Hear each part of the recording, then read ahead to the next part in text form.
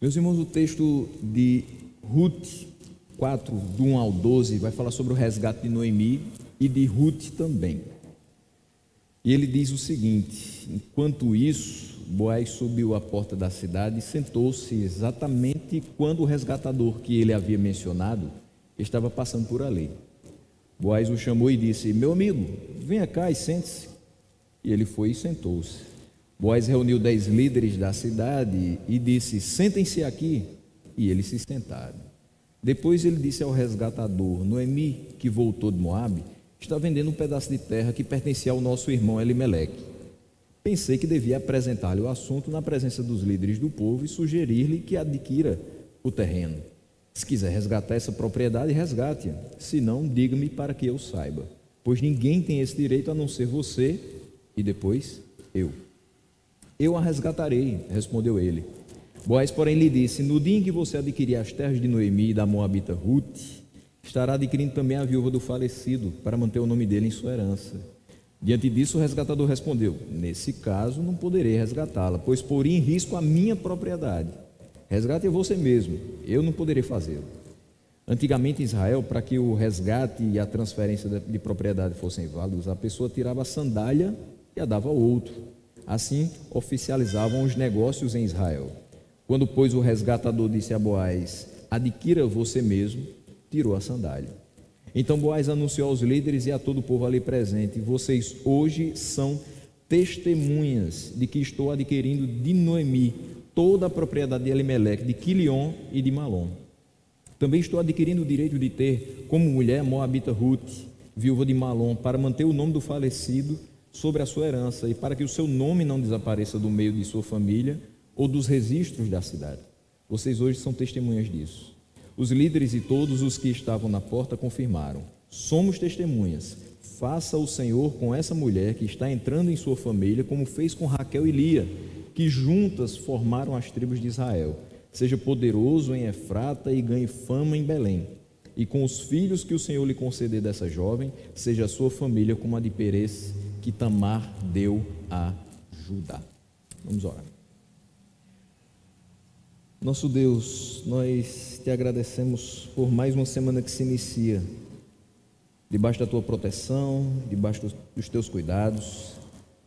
Senhor, te pedindo que nos guie durante todo o percurso dela, principalmente no início dessa ministração, que possamos, a partir dessas palavras que vão ser ministradas, começar a nossa semana já pensando naquilo que o Senhor tem feito por nós e ainda haverá de fazer.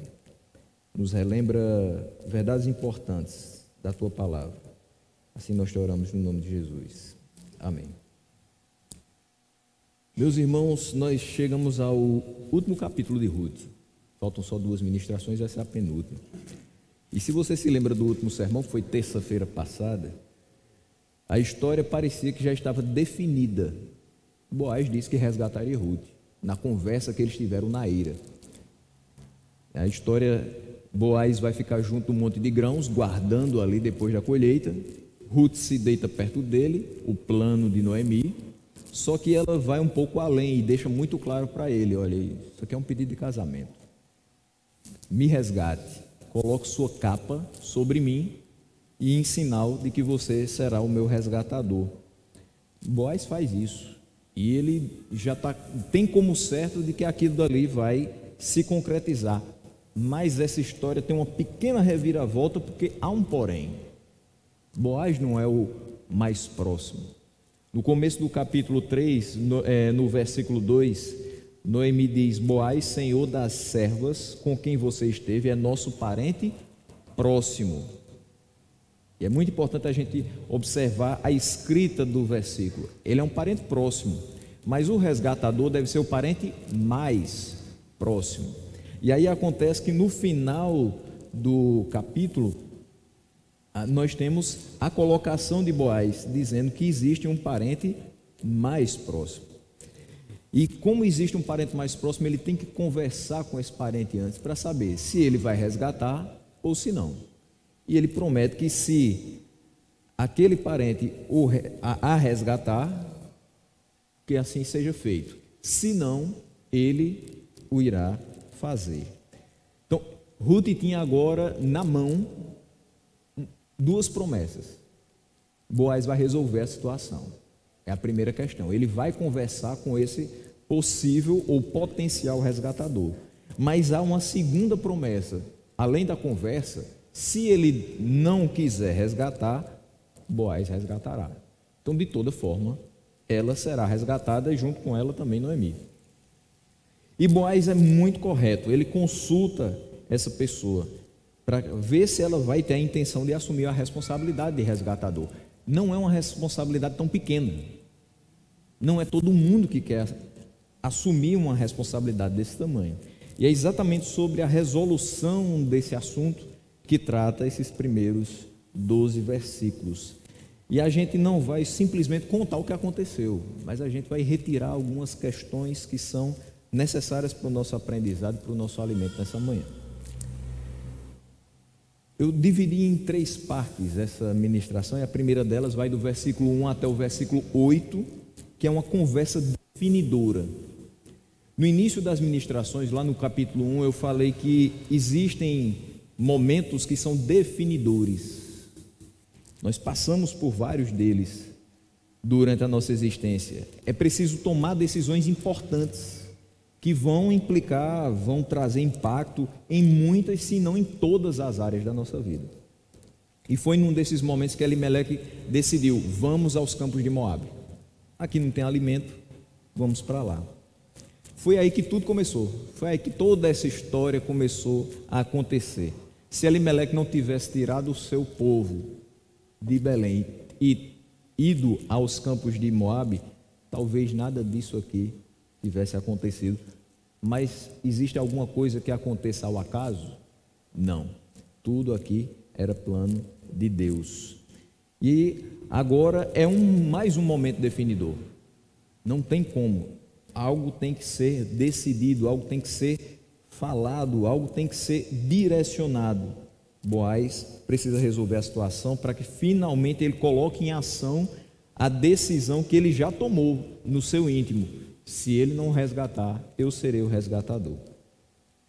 No primeiro versículo ele diz: enquanto isso, Boaz subiu à porta da cidade e sentou-se, exatamente quando o resgatador que ele havia mencionado estava passando por ali. Boaz buscava uma solução rápida. Ele não deixou para o mês que vem, não deixou para quando tivesse tempo, não deixou para quando fosse mais adequado. No dia seguinte ele foi à porta da cidade. E por que ele foi para lá? E tudo no livro de Ruth tem um propósito.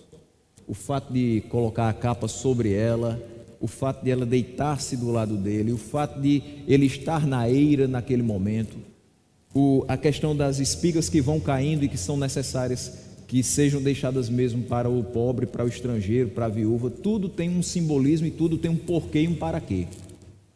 Então, por quê ou para quê ele subiu à porta da cidade? A porta da cidade era tipo a prefeitura. Tudo se resolvia lá. Transações comerciais, questões jurídicas, acordos eram feitos ali. Por quê? Porque na porta da cidade tinha muita gente, era fácil conseguir testemunhas.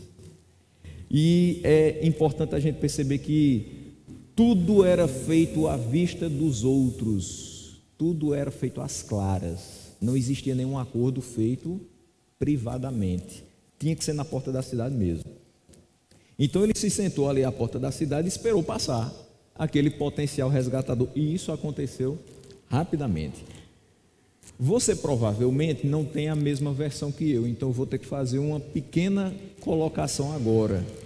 Talvez, se você tenha a revista atualizada, depois desse relato de Boaz chegando à porta da cidade, você vai escutar ele dizendo: ó fulano.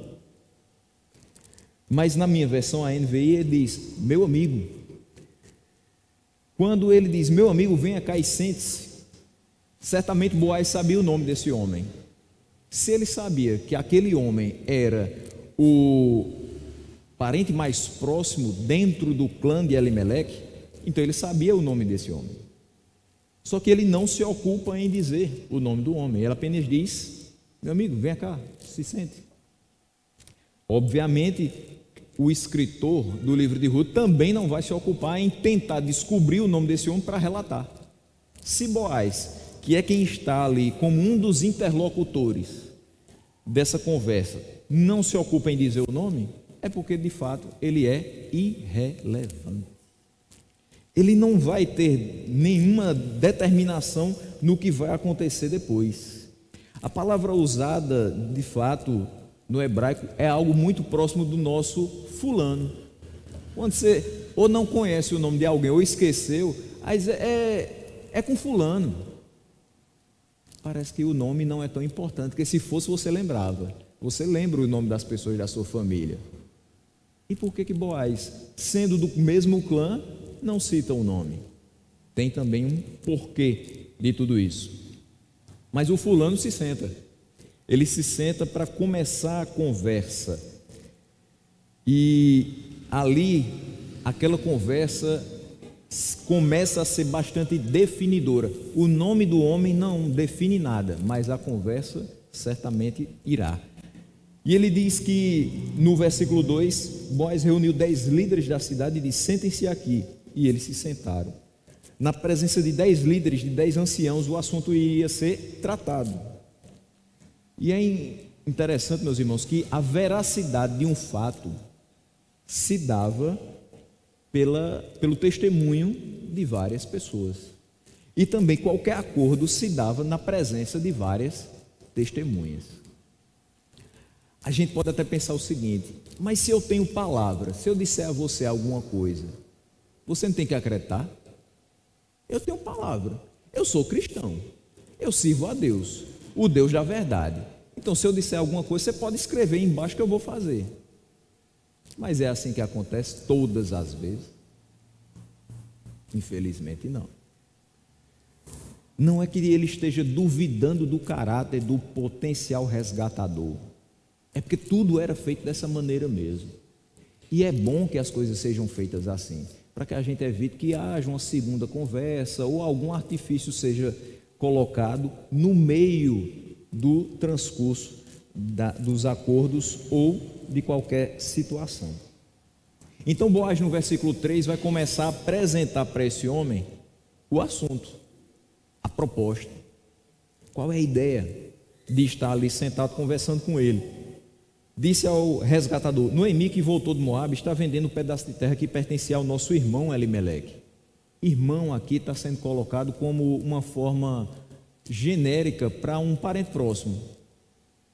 Às vezes a gente utiliza isso até para uma pessoa que a gente não tem parentesco. A gente que normalmente se trata como irmãos, vai comprar pão ali na padaria e diz assim: meu irmão, coloque aí por favor R$1 de pão. E é natural para a gente, porque de fato somos irmãos em Cristo. Há uma proximidade. Então ele fala de Elimeleque como o nosso irmão.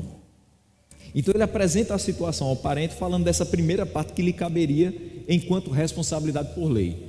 Dentro da lei do levirato, aquele que fosse resgatador, caso fizesse o resgate, adquiria o pedaço da terra daquele que estava em necessidade. Então ele compra essa terra para que a pessoa que está na necessidade tenha recurso suficiente para continuar a sua vida. Afinal de contas, Noemi está viúva. E quem está trabalhando para sustentá-la é Ruth. A gente lembra no capítulo 3 que Ruth, no primeiro dia de trabalho, leva quase 15 quilos de cevada para casa. Depois do episódio da eira, ela leva mais 36. E assim ela vai sustentando a si e a sua sogra. Mas era importante que aquilo tivesse uma definição. A colheita dura 3 meses e depois? Uma hora acaba. Tudo que foi colhido, uma hora vai acabar. Ela precisava realmente ser resgatada. Então, adquirindo o pedaço de terra de Noemi, aquele local seria preservado como pertencente à família.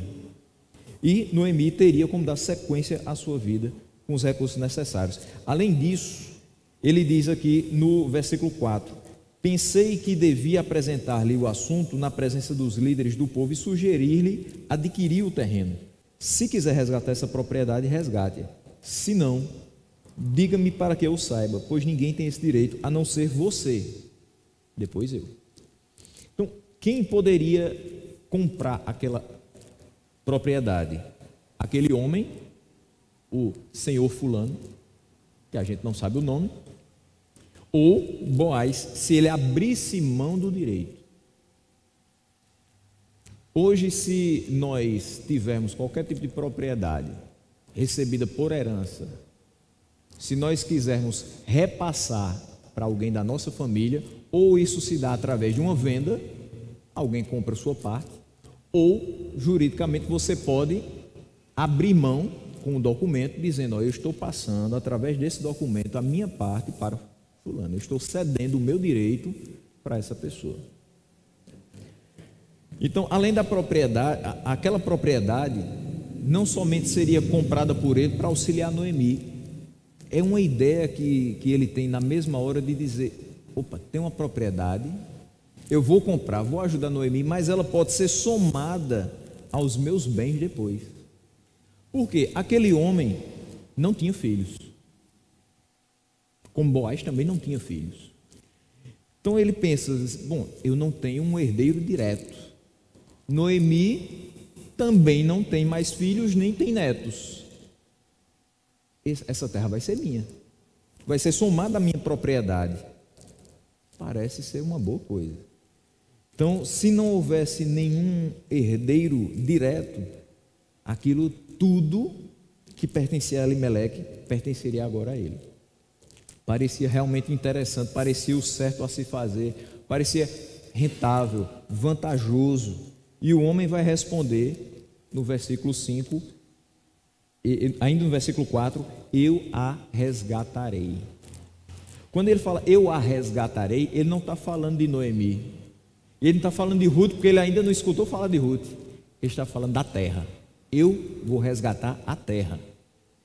O que me chama a atenção aqui é que ele não pensa em beneficiar Noemi, ele não pensa em ser uma pessoa benevolente, uma palavra que vai aparecer durante todos os 4 capítulos e que vai ser depois reconhecida, que vai ser louvada. Não, ele pensa no seu benefício próprio. Eu vou ter mais terras, eu vou ser mais rico e por essa riqueza eu vou ser reconhecido. As pessoas que buscam fama, recursos, não pensam nos seus semelhantes, elas pensam apenas olhando o mundo como se ele fosse o seu próprio umbigo. Mas Boaz não tinha mencionado ainda todo o plano, toda a proposta. Versículos 5 e 6 ele vai continuar falando. O homem fica animado com a primeira parte. É como se você estivesse lendo um contrato e realmente a primeira página diz todos os seus direitos. Aí você diz: com isso aqui eu vou assinar. Mas agora vem os seus deveres também. Aquelas letrinhas miudinhas, os asteriscos do contrato. Ele não esperou, foi logo dizendo que ia assinar, mas vem mais. Boaz não havia mencionado as responsabilidades para com Ruth. Noemi e Ruth eram praticamente a mesma pessoa. Quando Ruth falou: o seu Deus é o meu Deus, o seu povo é o meu povo, eu vou para onde você for, aquela mesma declaração que a gente faz quando casa. Porque quando casa, a sua casa é a minha casa, os seus bens são os meus bens também. E queira Deus que todos casem dizendo: o seu Deus é o meu Deus também. Que compartilhem da mesma fé. Elas tinham tudo isso em comum, então uma não iria se a outra também não tivesse espaço. Boaz então faz isso no versículo 5, diz: olha, existe aqui também uma pessoa que faz parte do pacote. Quando você adquirir essa terra, vai também junto com ela, no dia que você adquirir a moabita Ruth, você vai adquirir também a viúva do falecido, para manter o nome dele na sua herança. É isso que ele diz no versículo 5. Então ele diz: o resgatador adquire as terras, mas leva junto a viúva do falecido Malom e se casa com ela. Isso é parte também da responsabilidade. Ruth não tinha filhos de Malom. Se assim tivesse, quem era dono de tudo? O filho de Malom com Ruth. Não precisava ir atrás de um parente mais próximo. O neto de Noemi seria o herdeiro, mas não existia. Orfa não gerou filhos com Quilion em quase 10 anos. Ruth não gerou filhos com Malom em quase 10 anos. Tinha que ir atrás de alguém. Então, como Ruth ainda era jovem, poderia gerar filhos, aquele homem a tomaria em casamento e geraria descendência. Dessa forma, sim, tanto Noemi seria resgatada, o nome de Elimeleque permaneceria na sua terra e Ruth teria sua descendência junto com aquele homem. Só que agora já não parecia tão vantajoso. Agora já não parecia ser a coisa mais certa a se fazer. Aquele homem diz no versículo 6, ele recua nas suas intenções. Nesse caso eu não poderei resgatá-la. Veja que ele é muito direto. Antes ele tinha dito, eu a resgatarei. Ele não titubeou, ele não hesitou. Vendo as terras ali próximas da sua mão, a um custo talvez mais baixo, porque quando nós temos muita necessidade de vender alguma coisa, a gente baixa o preço para vender logo. Então ele disse, eu vou resgatar, pode contar comigo. Foi só saber que existia uma Ruth no meio e mais moabita que ele disse, opa, nesse caso eu não vou poder resgatá-la. Quando ele diz agora, nesse caso eu não poderei resgatá-la, ele não está mais falando da terra, ele está falando de Ruth. Eu não vou poder resgatá-la. Se fosse só a terra, eu a resgatava. Mas nesse caso eu não vou poder resgatar porque tem Ruth também. Porém em risco a minha propriedade. Veja que ele não pensava no bem de Noemi, ele não pensava no bem de Ruth, ele não pensava no bem de ninguém. Ele pensava nos bens dele. Se eu casar com Ruth, se eu resgatar essa mulher, vou colocar em risco a minha propriedade. Quando você desiste, você passa a responsabilidade para outro. Vai tu, resgata você mesmo, eu não poderei fazê-lo. Ele sabia, porque Boaz tinha falado, só quem tem esse direito é você, e depois eu. Se ele disse, não me interessa mais, dessa forma eu não poderei resgatá-la, resgate a você mesmo, já que você tem o direito, exerça-o. O temor podia ser que, caso ele tivesse um filho com Ruth, e aquele filho fosse o único herdeiro sobrevivente, todos os bens dele fossem transferidos para a família de Elimeleque. Nesse caso, o seu risco não era maior do que o que Boaz iria assumir. Boaz tinha campos, Boaz era um homem rico, era um homem influente, e todos os seus campos, nos quais Ruth estava a recolher as espigas, poderiam ir para o seu filho com ela.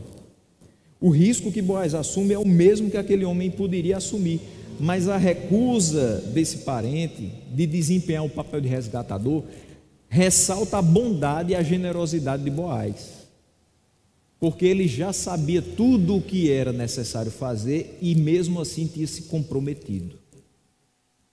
Antes de conversar com o possível resgatador, ele já tinha dito, se ele não quiser, eu resgatarei. E é interessante que a generosidade de Boaz é para com as duas viúvas. É óbvio que ele está interessado em casar com Ruth, mas tem o bem de Noemi também. Isso também nos faz lembrar que também foi ressaltada a bondade e a generosidade de Ruth com a desistência de Orfa. Então a gente olha para Boaz agora como um homem bom, generoso, que cumpre sua palavra, porque a gente tem também o parâmetro do outro resgatador para comparar. A gente diz, esse homem aqui desistiu porque viu que não era rentável, não era interessante para os seus negócios. Então Boaz é um homem generoso, porque ele não se interessou com o risco que pode correr. Ainda mais porque não é só a questão de perder os bens ou de passá-los para um outro herdeiro. Ruth, por mais que fosse reconhecida como uma mulher temente a Deus, ainda era moabita. Porque não interessa, você pode morar 40 anos em São Paulo, você pode voltar para cá falando lista e você ainda é paraibano. Ou você pode passar 15 dias no Rio de Janeiro e voltar chiando, mas você continua sendo de Campina Grande. Ela podia passar o resto da vida em Belém de Judá, ela ainda era uma moabita. E qual era a visão acerca dos moabitas? A pior possível. casar com uma delas e lá no na sua própria terra. Quer dizer, você não foi para os campos de Moab casar com a moabita, agora você está recebendo uma na sua própria terra e dizendo: eu vou resgatá-la. Era muito arriscado, e mesmo assim ele estava muito consciente e certo do que deveria fazer. Então isso é ressaltado da mesma forma que Ruth, com a sua devoção e lealdade a Noemi, tem isso tudo ressaltado quando a gente vê Orfa voltando para a sua terra, para os seus pais e para os seus deuses. Essa atitude desse homem no versículo 6 nos traz aqui duas observações ou aplicações no meio da nossa ministração. A primeira delas: não nos comprometamos com algo se não tivermos certeza que vamos cumprir. De primeira ele disse: eu vou. Não demorou muito, ele disse: não, desse jeito não vou não. Em outras palavras, não diga a alguém: eu vou fazer isso, se tiver qualquer possibilidade de desistência da sua parte. Não diga para uma pessoa: eu vou ficar lá, se você em algum momento pode dizer: não, eu acho melhor não. Eu vou ligar para a pessoa dizendo que eu não vou. Não diga para alguém: eu vou comprar a parte do seu terreno, se você não tiver o dinheiro todo para comprar, se você não tiver realmente a intenção de fazer, porque aquela pessoa já vai contar com a sua palavra. Quando você disser que não vai, que desistiu, isso vai gerar frustração e revolta em alguns casos. Não se precipite em dizer um sim sem avaliar toda a situação. A gente tem uma dificuldade muito grande às vezes de dizer não, mas não é pecado não. A gente precisa dizer não muitas vezes, para o nosso bem, para o bem do nosso próximo, para o bem da nossa família. A gente precisa avaliar todo o contexto. Depois de avaliar tudo, a gente diz: eu posso dizer um sim. Ou avaliar todo o contexto e dizer: é melhor dizer um não. Por mais que alguém não fique tão satisfeito, mas é um não sincero, é um não que foi avaliado, foi pensado. Eu não disse precipitadamente para depois mudar de ideia. Acho que poucas coisas incomodam tanto quanto a inconstância que existe em algumas pessoas de nunca decidirem ou nunca definirem o que realmente querem.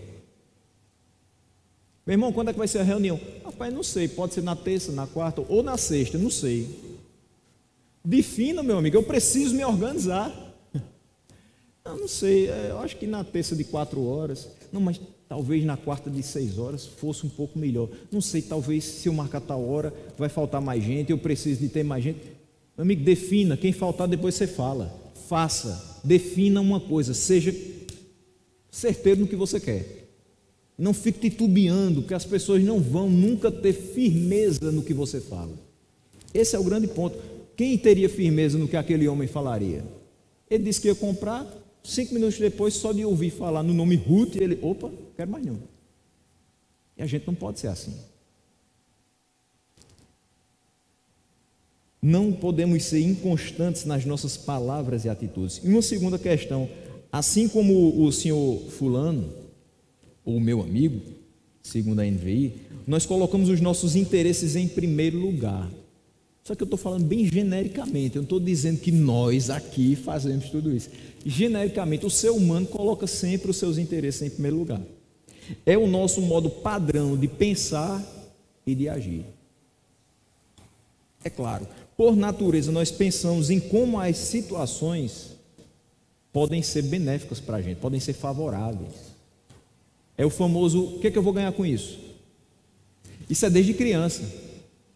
Você diz para o seu filho talvez assim: olha, hoje depois do almoço você vai lavar os pratos. Aí ele pergunta: o que é que eu ganho com isso? Começa a ter uma troca, né? Eles são empreendedores desde cedo. Talvez uma sobremesa a mais, talvez 1 hora a mais de televisão, enfim. Mas a gente sempre pensa: o que é que eu ganho? Isso vai me beneficiar em quê? Eu não posso sair daqui de mãos vazias. A gente sempre quer sair com as mãos cheias e, se possível, também com um saco cheio atrás. É o nosso modo básico de operar. Se eu tiver algum proveito, eu vou fazer. Mas nós precisamos estar mais atentos ao bem que temos deixado de realizar por causa do custo. Eu olho para uma situação e eu preciso fazer o bem para uma pessoa, mas eu penso, mas isso vai me custar muito, então eu não vou fazer. Não vale a pena se sacrificar tanto assim por uma pessoa, pelo amor de Deus. Casar com a Moabita para ajudar Noemi, não, isso não vale a pena. Deixar de estar em casa no sábado à tarde assistindo meu futebolzinho para ir na casa do irmão que arriou a bateria do carro, não vou nada. Ou não. Deixar de estar no domingo à tarde almoçando com os meus para ir fazer feira e montar cestas básicas para quem está precisando. Ou não. É muito sacrifício, vai ser custoso. O que é que eu vou ganhar com isso? Às vezes a pessoa nem muito obrigado me dá. Não é apenas o custo financeiro. Muitas vezes é o custo de tempo ou desgaste que os nossos corações já sofridos, maltratados, nos impedem de agir. Mas, por conta disso, pensando dessa forma, irmãos ficam sem ser cuidados. Pessoas ficam carentes de conselho, ficam largadas. E como cristãos, nós precisamos buscar o bem coletivo e não a satisfação pessoal. Sabe por que o nome daquele homem não foi mencionado? Simplesmente porque ele não é bom. Porque ele não mostrou dentro de si generosidade, bondade, benevolência. Então o nome dele não interessa para nós. Ele não faz parte da história da redenção escrita no livro de Ruth, escrita em todas as páginas das Escrituras. Ele não fez o que de fato um homem muito melhor do que Boaz fez. Então, da mesma maneira que Orfa volta arrependida de caminhar com Noemi algumas milhas e não caminha a segunda com ela e some das páginas da redenção, esse homem nem tem seu nome mencionado. Orfa a gente ainda sabe que existiu. Esse homem é só um fulano que apareceu para dizer um não, que teve a importância de abrir o caminho para que Boaz fizesse o que já estava no seu coração. Só que para renunciar a esse direito ele tinha que fazer algo. Não existia a questão de escrever aqui uma procuração e dizer, pronto, Boaz, toma aqui a procuração, você faz no meu lugar. Não. Existia um simbolismo muito interessante. No versículo 7 ele diz, antigamente em Israel, para que o resgate e a transferência de propriedade fossem válidos, a pessoa tirava a sandália e dava para o outro. Ele tira a sandália e dá para Boaz. Era assim que eles oficializavam os negócios em Israel. Então, quando o resgatador disse a Boaz, adquira você mesmo, tirou a sandália. Ali ele sabia, ali ele tinha certeza, realmente esse homem não quer. Agora eu posso fazer o que de fato eu já tinha em mente. Mas eu falei agora há pouco que há um Boaz ainda melhor do que esse primeiro. Há um homem melhor que Boaz. E eu vou dizer por quê. No versículo 9 e no versículo 10, que é o nosso segundo ponto. Então Boaz anunciou aos líderes e a todo o povo ali presente, vocês hoje são testemunhas de que estou adquirindo de Noemi toda a propriedade de Elimeleque, de Quilion e de Malom. Também estou adquirindo direito de ter como mulher a moabita Ruth, viúva de Malom, para manter o nome do falecido sobre a sua herança e para que o seu nome não desapareça do meio da sua família ou dos registros da cidade. Vocês hoje são testemunhas disso. Boaz anunciou aos líderes e a todos os presentes que assumiria aquela responsabilidade de resgatador, adquirindo não só a propriedade de Elimeleque, mas também o direito de ter Ruth como esposa, mantendo o nome do falecido sobre a herança e garantindo assim a sua posteridade. O amor de Boaz é do tipo que aceita se envolver em situações difíceis, bagunçadas. Não interessava o contexto, ele estava lá para amar. Ele estava lá para ser útil. disposto a se envolver com circunstâncias potencialmente enlameadas. Mas é uma moabita, não interessa. Mas ela vem de um povo que não tem o mesmo Deus que nós. Não interessa, ela já declarou que o Deus dela é o nosso Deus. Ele não pensou duas vezes em se tornar responsável pelo cuidado de Noemi. Ele não pensou duas vezes antes de se comprometer com a manutenção do nome de Elimeleque, mas também de tomar uma moabita como esposa. Nós sabemos que agora ela não era mais caracterizada dessa forma, porque ela já era reconhecida como uma temente serva do Senhor, uma mulher virtuosa. Foi assim que ele falou sobre ela no capítulo 3. Boaz era um belo homem, mas há alguém melhor, o Senhor Jesus. Ao encarnar, Jesus se colocou numa situação difícil, custosa para ele.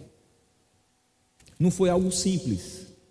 Nós temos ali o seu estágio de humilhação. Você vê o Senhor da vida morrendo em sua forma humana. O Deus eterno não tinha nenhuma necessidade fora de si mesmo, mas fez aquilo para o nosso benefício. Ele era de fato um homem adequado para o resgate do seu povo. Somente ele poderia morrer pelos nossos pecados, porque foi o único sem pecados. Ele era o único homem adequado a andar pela terra. Jesus agiu também sem procrastinar. Não foi esperar um momento adequado. Ele agiu na hora certa. Ele contou o custo e seguiu adiante assim mesmo. Assumiu a missão dada pelo Pai de ser o nosso resgatador. Boaz nos mostra isso, nos lembra isso, que Cristo é o nosso resgatador e ele desprezou todo o nosso contexto. Mas eles estavam mortos em delitos e pecados, mas ele nos amou com um grande amor, mas ele teve misericórdia e ele derramou sua graça sobre nós e nos atraiu para si. Isso é o que é o mais importante.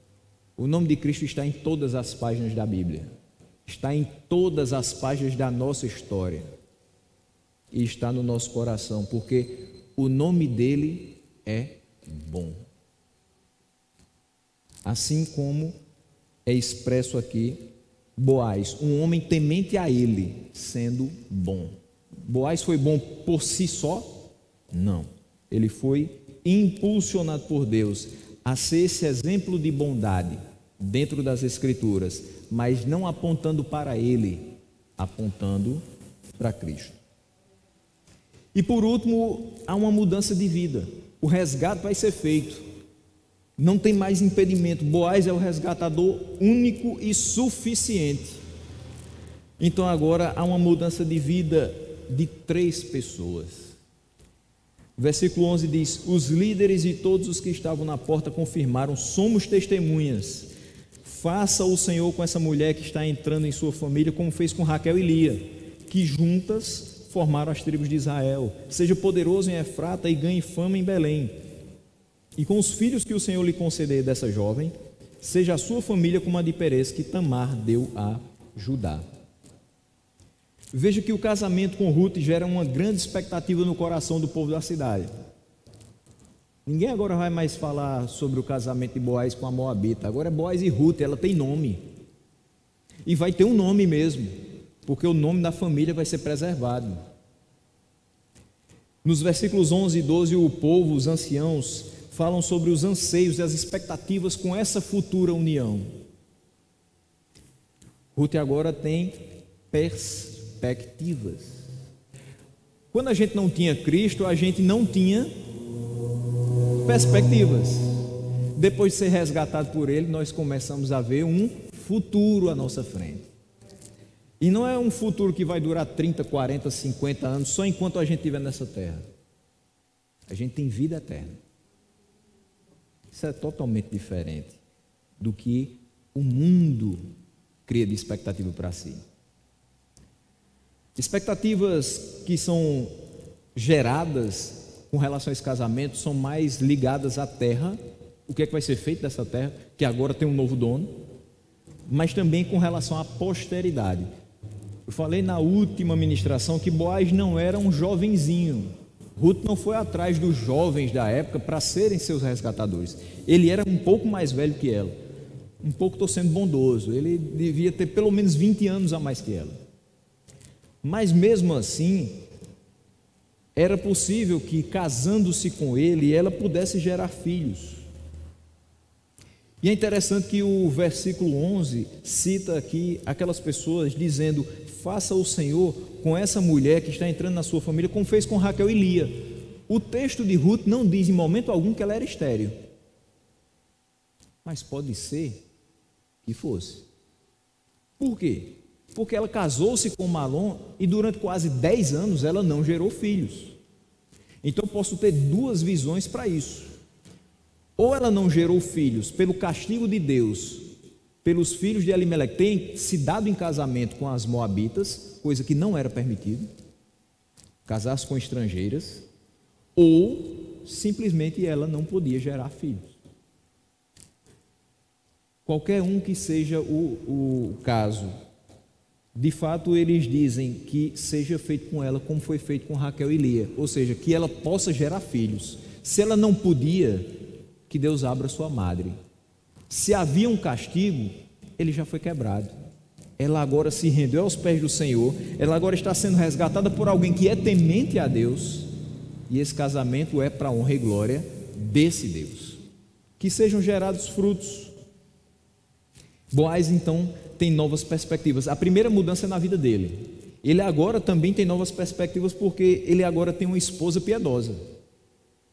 Ele é só um homem rico e influente, solteiro, sem filhos. Tudo que fosse dele ia ficar para quem? Quando você morre, você não tem nenhuma descendência, fica para o Estado.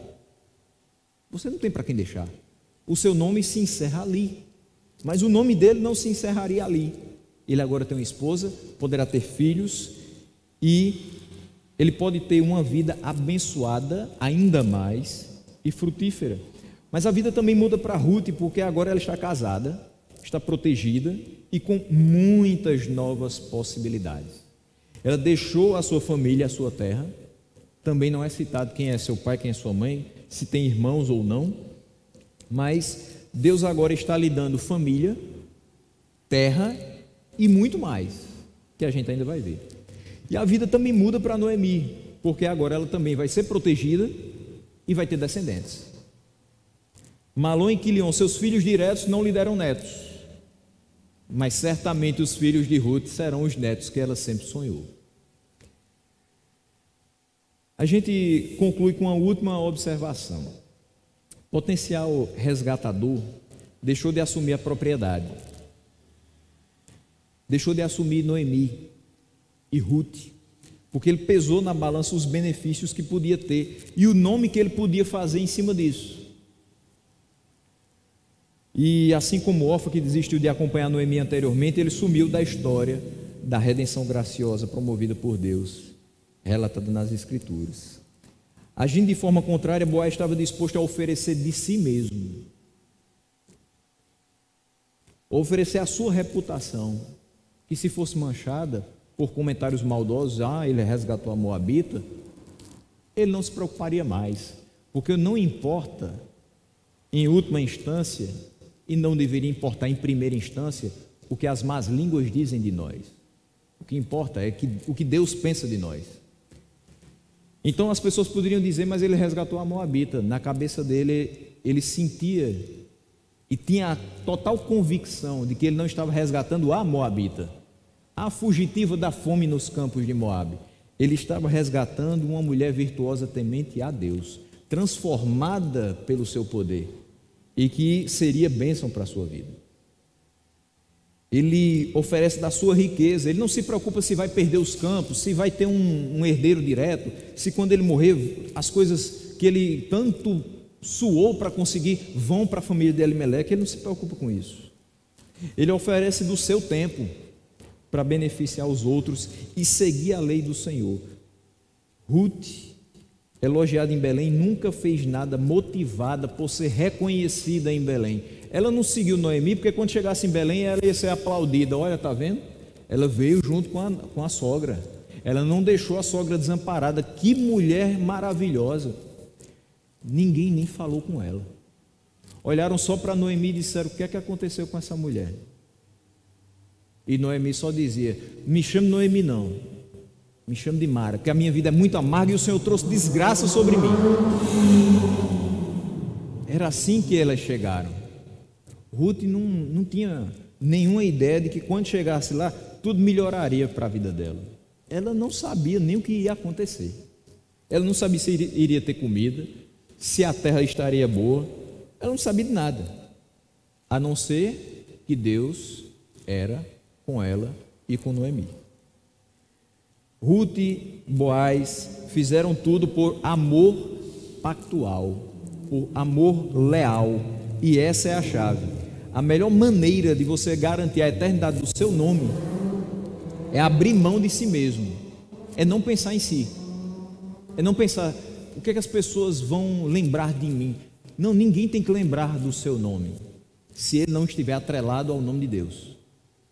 Não adianta você ser lembrado como o homem que inventou a lâmpada, se você não for lembrado como aquele que foi guiado pela luz divina. Não adianta você ser o homem que inventou a escrita, se você nunca teve ou nunca teve a intenção de trazer acesso às pessoas aquilo que foi escrito com a sua invenção. Então, abrir mão de si mesmo, reconhecer a pequenez que nós temos e nos unir a Cristo como parte da sua noiva. É isso que vai nos tornar o nosso nome eterno, não aqui, mas na glória. O seu resgatador é de quem você precisa. Se você ainda pensa em alguma coisa de si mesmo, esqueça isso e observe que você só precisa do seu resgatador. Como Ruth, que recebeu o nome de Boaz, nós somos a noiva que recebe o nome de Cristo. Nós somos cristãos. Melhor título não há, melhor descrição não há, melhor forma de ser lembrados não há.